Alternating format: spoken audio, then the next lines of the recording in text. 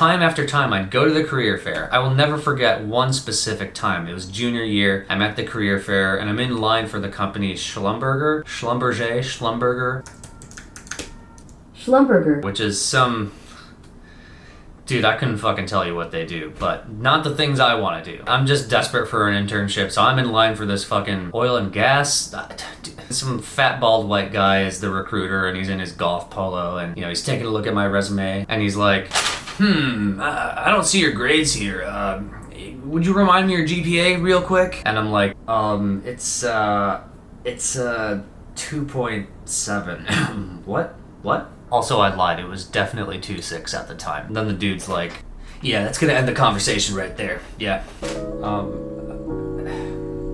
Okay. Yeah, good luck though, buddy. Fuck off. Fuck you. There's so much to unpack here.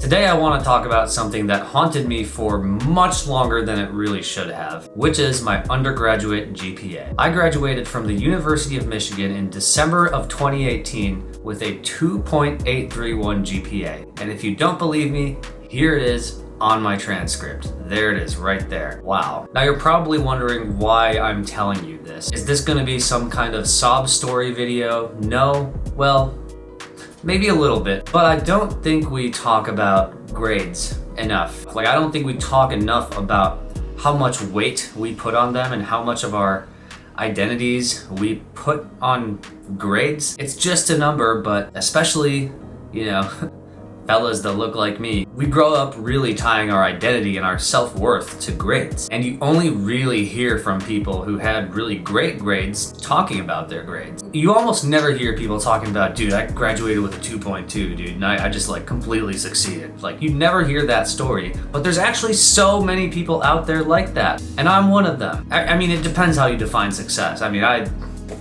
think I'm solid, okay? You can go find my LinkedIn, I don't know, but I turned out okay. I'm making this video today because I want to tell you guys the story of how and why I got such horrendous grades in college and how it impacted me during and after college. Like, this shit actually haunted me from 18 up until maybe 25, 26, and I'll get to that later in the video. So if you saw my video I made the other day about college and how it's not always what it's cracked out to be, during that video I referenced a little bit how I kind of got shitty grades and didn't do the best in college. So to expand on that, here was my first semester. I took Intro to Programming, I took Jazz Band, I took Calc 3, I took Physics 1, and Physics Lab. So right from the get-go, I'm not doing too hot, okay? I came out with a 2.7 in my first semester of college. I remember the day I checked the grades for our first Intro Programming test and I got a 72 out of 100. I literally threw a tantrum in my dorm room. I remember sitting there looking at the computer, checking the score, seeing that, and just completely fucking losing it. I was like, oh. And for context, I was pretty much perfect in high school. I got maybe 1, 2 B's total. I crushed high school. I did the AP classes. I thought I was prepared. I was not. Those AP classes actually don't really prepare you that well. I thought I'd be prepared. I was wrong. I saw this score. I dropped to my knees and I'm just like, oh. I'm failing college, what the fuck? I called my parents immediately and I was like, I'm doing terrible in school. I don't know what to do. As you can see, the same thing happened with physics, just got absolutely butt-fucked by that class. And so I thought, okay, maybe this is because I'm just partying too much. Maybe I just need to be in the library more, okay? I just need to study more. So I finished that semester with 2 C's and I thought, okay, next semester I'm just gonna buckle down. I'm gonna be in the library every single day, all day, every day.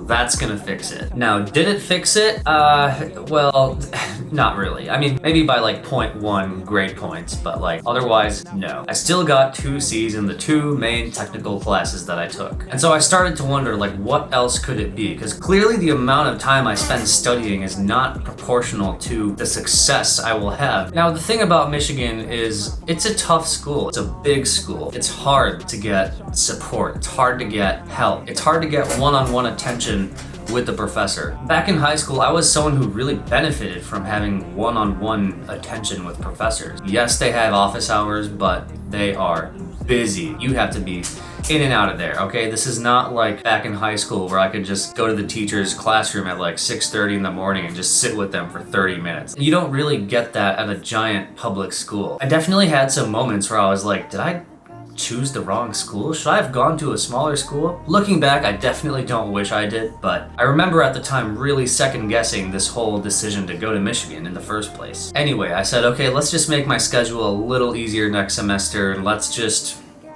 try to do decent. Thankfully, the following fall of sophomore year, my schedule was a lot easier. Only 13 credits, and just about all the classes were, I won't call them easy, but on the easier side for comp sci. So I came out with a 2.9 that semester with a 2.8 overall now. So my GPA is starting to increase. But even though I was able to get my GPA up to like a 2.846 for that semester, I was still deep down very hurt by all this stuff that was happening. Again, coming from being a 4.5 student in high school to being a 2.8 student, even though I was improving, I was still looking at my transcript just very disappointed in myself. Now, I think I was already experiencing a lot of depression throughout my life. Like, I think that's been an ongoing thing, but I think this really snowballed onto it. And long story short, going into second semester of sophomore year, I really started to plummet mental health wise. And I just so happened to be taking the hardest comp sci class that semester. EECS 281, if you know, you know. The other classes on my schedule, to be honest,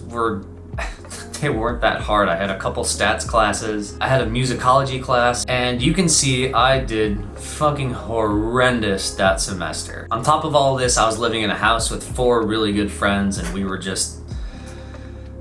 huge potheads, and I think that doesn't really help with the whole depression thing. So basically, I was just really lazy and really unmotivated and really not feeling good about myself. I started to kind of give up a little bit. I remember moments in my house where I'm like high as a kite talking to my roommate doing dishes, and I'm just like, yep, I'm a stupid person. Yep, that's my identity, that's my fate. I'm just gonna be a degenerate who gets bad grades and will not amount to anything. I really started to internalize this stuff, and it wasn't good. It started to show. I started putting in less effort. I stopped caring, and that showed in my transcript, as you can see. So then this mental health trend continued into the fall, but then what started to happen, and this is very common at big competitive schools like Michigan, is you're around so many freaking smart people, and they're talking about how many classes they're packing into their schedule. And so I was like, yeah, I'm gonna do the same thing. I'm gonna do 2 weeks classes. I'm gonna do research. I'm gonna do jazz band, another stats class. Like, I can do it all. I got 16 credits. Let's fucking go. And boy, I learned my lesson with that one. You can see I got 2 C minuses in EECS, and in EECS, that is failing. I failed 2 classes. Gosh, I was just in such a bad place mentally that semester. Like I said, I had just kind of given up. Like, I knew it wasn't about how much I studied anymore. It was just about how hard the curriculum was, and I thought that I was just a stupid person, so there wasn't a point in trying anymore. In addition to that, I had this insanely difficult schedule for no good reason at all, other than to just keep up with the other smart kids. Anyway, we got back down to 2.6. I think that was the lowest it had ever been, and I think that was rock bottom. I think that was when I was like, okay, like, I need to not pack in so many EECS classes at once. I need to actually start trying. I need to get in a routine and try to set aside time to just be a good student and actually try, because I know I'm capable of more. I sought therapy as well. I started to just put these systems in place to get me surviving this. I didn't want to fail out of school. It was junior year. It was already too late for that, all right? So I just needed to get this shit done. I decided junior year that I would take an extra semester to graduate, so that would be fall of 2018 instead of spring, so that I could space out my schedule a little more and just take my time with it, man. I started taking more humanities classes, even beyond the general requirement. So I took a lot of Asian American history classes. Those were amazing. So that second semester of junior year, I did end up taking home a couple more C pluses, but hey, I passed. I was no longer fucking failing school, so I'm like, okay, we're back. I wouldn't say we're above water, but we're just coming up to the surface now, right? And then I basically continued doing that for the rest of college. I would have a couple important classes, then maybe an easy class, and I would just take my time with things and make my workload manageable. And I slowly got the grades back up there. And my last 2 semesters, spring of 2018 and fall of 2018, I made the Dean's List. And I know Dean's List isn't actually a huge accomplishment, it just means you got, I can't tell you how much that meant to me. To this day, that feels like my biggest academic accomplishment, just making the Dean's List at Michigan in comp sci. I know my GPA still was like 2.7, 2.8, just some goddamn horrendous GPA. Just to know that I finished strong in the final stretch, like, that is more representative of my work ethic than that actual number. Anyway, so that's the gist of how I got the shitty grades. Now I want to get more into how it actually impacted me. Like I said, I tied almost all of my identity to how I was performing in school and my career, and how I looked on paper. So pretty much right from the get-go at college, it was this terrible wake-up call where I'm like, oh my god, I think I'm actually stupid. I think I'm a failure, and I think this means I'm not going to have a future. Like, I believed these things. I believed it for pretty much the entirety of college. I don't think I really unthought that until after, when I got into the working world, and I'm like, nobody cares. Actually, it has no correlation to how you perform at a job. So why did I let this persist for so long? Well, the thing is, ironically, it turns out for internships, a lot of employers actually fucking care. I can't tell you how many times I'd be at a career fair where I was asked about my grades by a recruiter. Now, usually it was companies I didn't really want to work for anyway. It was always the more outdated companies, like, fuck it, I'm just gonna name names, like Cisco at the time, a lot of the consulting firms. And even though I didn't really want to work for those companies, it's nice to have the option. But time after time, I'd go to the career fair. I will never forget one specific time. It was junior year. I'm at the career fair and I'm in line for the company Schlumberger, which is some, dude, I couldn't fucking tell you what they do, but not the things I want to do. I'm just desperate for an internship, so I'm in line for this fucking oil and gas. Some fat bald white guy is the recruiter, and he's in his golf polo, and you know, he's taking a look at my resume, and he's like, I don't see your grades here. Would you remind me your GPA real quick? And I'm like, it's 2.7. What? And then the dude's like, yeah, that's gonna end the conversation right there. Yeah. Okay. Yeah, good luck though, buddy. Fuck off. Fuck you. There's so much to unpack here. Like, one, why is this a requirement? At this internship you speak of, I'm gonna be editing config files. The smartest people across the country are coming here to study. On the GPA scale, there will be people all across the board, but everybody is smart. Everybody here is qualified to come edit your config files for 2 hours a day. That is the stupidest fucking thing I've ever heard. And two, why do you have to be such a dick about it? Like, this guy probably went to fucking Texas Methodist Southern State University and studied fucking humanities. How can you walk into this school and be such a douchebag to somebody? Give these people an attitude, these people who are in a circumstance you will never find yourself in your life. This happened countless other times. I was interviewing with Visa at one point, and they asked for my transcript at the very end, and I gave it to them, and then they rejected me right after I had been through the whole process. There was another small consulting firm out of Chicago, and they were initially not gonna interview me. Then they emailed me asking me to explain my grades. I can't tell you how many interviews I was in where I would be asked to explain. I could have told them all the reasons I told you guys just now, but like, I didn't even have that level of insight at the time. I was in the thick of it. Now I can look back in retrospect, and hindsight's 2020, but like, I didn't have that clarity at the time. So I'm just sitting in these interviews like, damn dude, I don't think I got a good answer for you. I think I'm just dumb. I mean, like, college is hard. This is a great school. Life's hard. Like, what do you want me to say, dude? Like, what the fuck am I supposed to say to that? Like, is there any way that I can come out of this interaction successful? What is the correct answer to say there? Oh, you know, my dad died and my dog died, and I worked 5 jobs on the side because my family's poor. I don't have anything like that. Like, I just struggled. Why do you have to explain struggle? Dude, imagine if we did that in the working world. That's like an employer asking you something like, I see you didn't get promoted at all, or it took you a long time to get promoted, bud. You wanna explain that? Geez, I mean, I don't know. 1, I didn't try. 2, they didn't They didn't have the budget to promote me. No, I don't like it. You might need to go kill your dog, and then I'll believe you. Like, I don't know what these people want to hear, and this didn't stop during college. This continued after college. I'm 25, it's 2021, and I'm thinking about maybe going to business school. I decided not to do that. Thank God.